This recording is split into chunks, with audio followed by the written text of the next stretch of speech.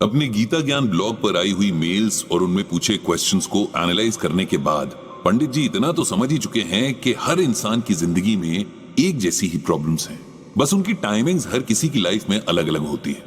गीता में हर प्रॉब्लम का सॉल्यूशन मौजूद है।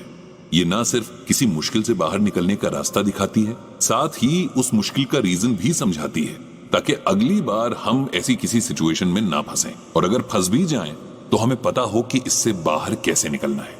इंसान की जिंदगी में आधी से ज्यादा प्रॉब्लम्स की जड़ क्या है, ये जानने के लिए पंडित जी को आज जो मेल आई है उसे पढ़ना और समझना पड़ेगा। पंडित जी को मेल भेजा है उनके रेगुलर रीडर सुभाष जी ने। सुभाष जी एक साइंटिस्ट रह चुके हैं और रिटायरमेंट के बाद स्कूल्स में बच्चों के लिए साइंस वर्कशॉप्स ऑर्गेनाइज करते हैं। एक साइंटिस्ट का यूं रेगुलरली गीता ज्ञान पढ़ना पहले तो पंडित जी को हैरान कर गया, लेकिन जब सुभाष जी ने उन्हें बताया कि गीता उन्हें हमेशा प्रैक्टिकल लगती है, उसका ज्ञान हर दौर में रियल लाइफ के एकदम करीब है, तब पंडित जी को बहुत खुशी हुई। आज उन्हीं सुभाष जी ने अपनी समस्या लिखकर पंडित जी से उसका सलूशन पूछा है। सुभाष जी ने पूरी बात कुछ इस तरह लिखकर पंडित जी को बताई है। पंडित जी नमस्कार। वैसे तो कई बार हम कमेंट्स में या मेल पर एक दूसरे से इंटरेक्ट कर चुके हैं, लेकिन वो सब गीता में कही गई बातों पर एक डिस्कशन था। आज मुझे आपसे कुछ पर्सनल बातें शेयर करनी है और एक सिचुएशन से बाहर निकलने का रास्ता ढूंढना है। ये रास्ता अगर श्रीमद् भागवत गीता की गाइडेंस से निकले तो मुझे बड़ी खुशी होगी।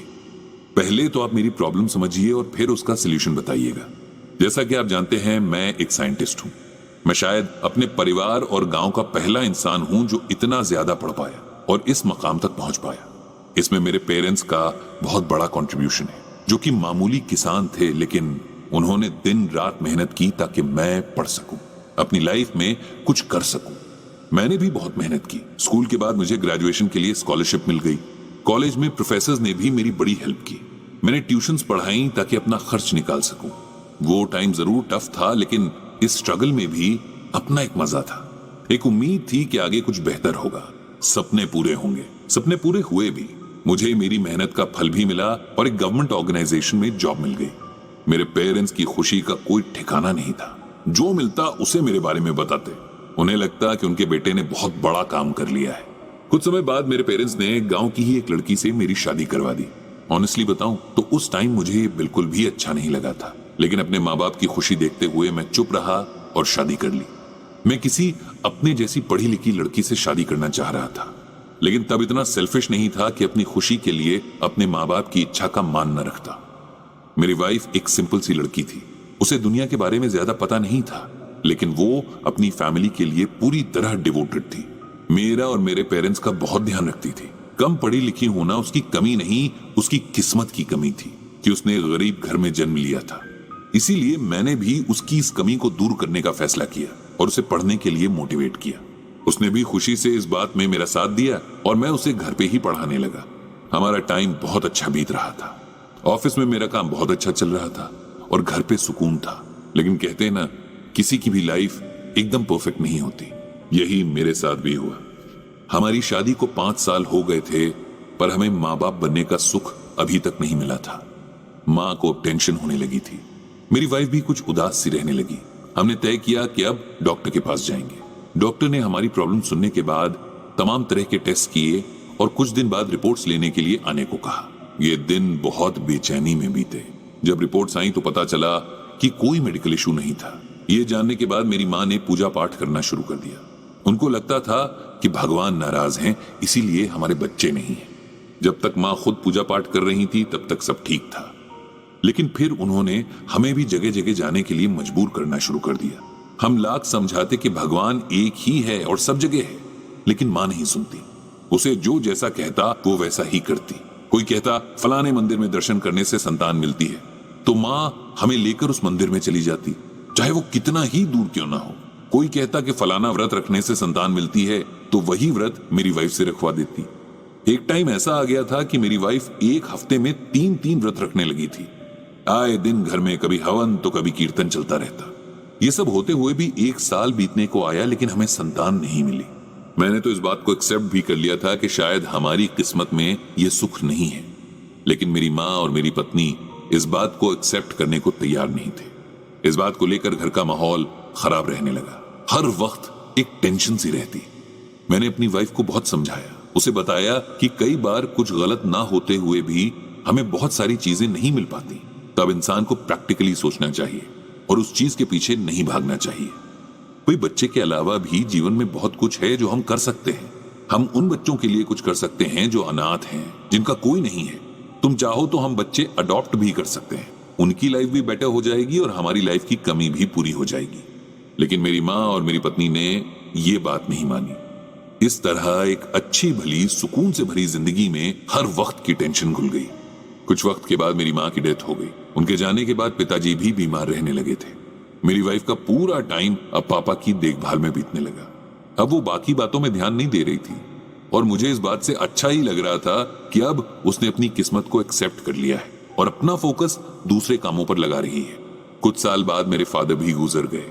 कुछ साल तक तो वाइफ ठीक रही, अपना टाइम पास करने के लिए गरीब बच्चों को ट्यूशन भी पढ़ाती रही और बाकी सोशल एक्टिविटीज में भी उसने खुद को इन्वॉल्व रखा। लेकिन जब से उसके घुटनों में दर्द रहना शुरू हुआ, वो घर से बाहर नहीं जा पा रही है। उसके दिमाग में फिर वही बरसों पुराना राग बजने लगा है। अब वो हर वक्त अपनी किस्मत और भगवान को दोष देती रहती है कि उसी के साथ इतना बड़ा अन्याय क्यों हुआ। पंडित जी, आप बताइए कि मैं इस कंडीशन में क्या समझाऊं जिससे वो समझ जाए और उसके मन को शांति मिले। पंडित जी ने सुभाष जी की इस प्रॉब्लम पर अच्छे से विचार किया और फिर उन्हें जवाब लिखा। सुभाष जी, आपका मेल पढ़ा और आपकी वाइफ की मेंटल कंडीशन समझने की कोशिश भी की। मैं उन्हें गलत भी नहीं ठहराऊंगा। हम सबकी कंडीशनिंग इस तरह से होती है कि हम सब ऐसी अच्छी लाइफ चाहते हैं जिसमें जरा सी भी कमी हमें बर्दाश्त नहीं होती। उस एक कमी के पीछे हम अपनी सारी ब्लेसिंग्स को, आशीर्वादों को भुला देते हैं। आप अपनी पत्नी को गीता का ये श्लोक सुनाइए और इसका मतलब भी समझाइए। एवं ज्ञात्वा कृतम कर्म पूर्वैरपि मुमुक्षुभिः कुरु कर्मैव तस्मात् त्वं पूर्वैः पूर्वोत्तरम कृतम।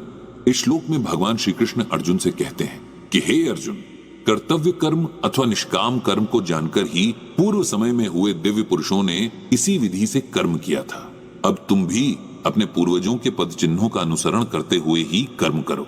अब हम इसे आसान भाषा में समझते हैं। भगवान कहते हैं कि हमारे साथ क्या हो रहा है, क्यों हो रहा है, इसके लिए हमारे कौन से कर्म जिम्मेदार हैं, ये सोचने में टाइम वेस्ट करना बेकार है। हमारे हाथ में हमारे अभी के कर्म है, जो हम कर रहे हैं या जो हम आने वाले टाइम में करेंगे। इन्हीं पर हमारा कंट्रोल भी है। जो भी महान लोग हुए हैं, उन्होंने बिना किसी फल की इच्छा से अपने सभी अच्छे कर्म किए। ये नहीं सोचा कि आज मैं ये अच्छा काम करूंगा तो कल मेरा भाग्य कुछ अच्छा होगा या मुझे अगले जन्म में इसका अच्छा फल मिलेगा। हम सबको इसी तरह से अपनी लाइफ में आगे बढ़ना चाहिए।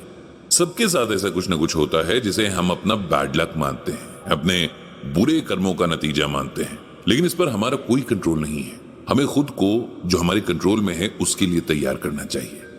ऐसा करने से न सिर्फ हम अच्छे काम करेंगे, साथ ही हमारी सोच भी पॉजिटिव रहेगी। हमें यह भी समझना है कि आत्मा एक शरीर से दूसरे शरीर में जाती रहेगी और कर्मों के हिसाब से उसे सुख दुख भी मिलता रहेगा। एक जन्म में कोई दुख तो अगले जन्म में कोई और दुख। अगर दुखों की इस साइकिल को तोड़ना है तो भगवान की शरण में चले जाना चाहिए और साथ ही अपने कर्म भी करते रहने चाहिए। अगर आपकी भक्ति और कर्म दोनों अच्छे हुए तो आपको भगवान के चरणों में जगह मिल जाएगी और हमेशा के लिए सभी दुखों से छुटकारा भी। कुछ लोग भक्ति का मतलब सब कुछ छोड़कर बस पूजा करने में बैठ जाना समझते हैं, लेकिन ऐसा नहीं है। भक्ति का मतलब भगवान के बताए रास्ते पर चलना है, अच्छे कर्म करते हुए अपने आप को भगवान के करीब रखना है। मुझे उम्मीद है कि आपकी पत्नी इस बात को समझेंगी। ये मेल भेजकर पंडित जी ने भगवान श्री कृष्ण से सबके मन को शांति देने की प्रार्थना की।